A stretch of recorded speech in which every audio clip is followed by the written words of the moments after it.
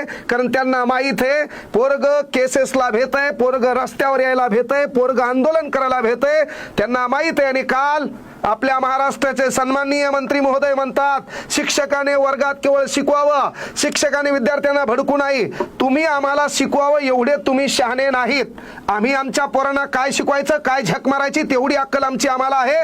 आणि एवढं पहिली गोष्ट आम्ही तुम्हाला म्हणतो की शासन चालवण्याची लायकी तुमची नाही, वाटलं तर मग खुर्च्या आमच्या हातात द्या एकदा पा तुम्हाला बी, आणि जे असे कुटाणे करतात त्यांना बी सरळ नाही केलं तर मग म्हणता येईल खऱ्या अर्थानं की युवकांच्या हातात कोणती ताकद आहे।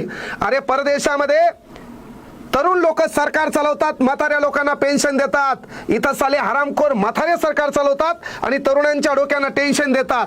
गोरगरीब पोरगा आहे, कष्टकरी बाप आहे, शेतकरी बाप आहे, 1-2 हजार रुपये फीस घेता आणि त्याची पेपर फोडता, ती पेपर घेण्याची लायकी तुमची बरोबर नसेल तर तुमच्या विरोधात बोलल्याच्या नंतर तुम्ही अकाउंट उडवता, तुम्ही अर्बन नक्षली ठरवता, हा कोणता कायदा, ही कोणती लोकशाही, हा पहिला प्रश्न आहे। म्हणून महाराष्ट्रातल्या मायबापांना, तयारी करणाऱ्या पोरांना विनंती करतो, आपल्याला खऱ्या अर्थानं ज्या ज्या ठिकाणी आपल्या न्यायावर आपल्या हक्कावर गदा येईल त्या ठिकाणी आपल्याला रस्त्यावर यावं लागेल।